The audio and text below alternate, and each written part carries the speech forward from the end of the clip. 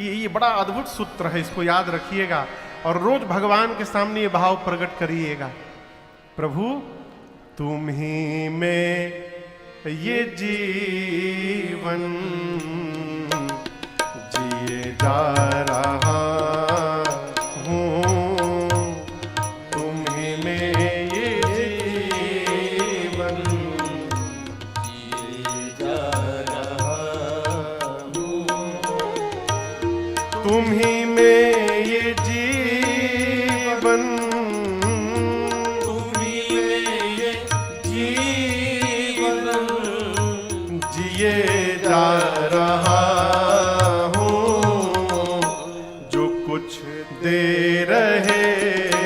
हो लिए जा रहा हूँ,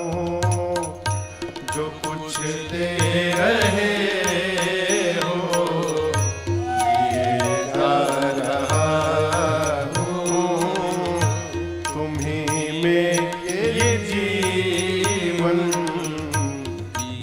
जा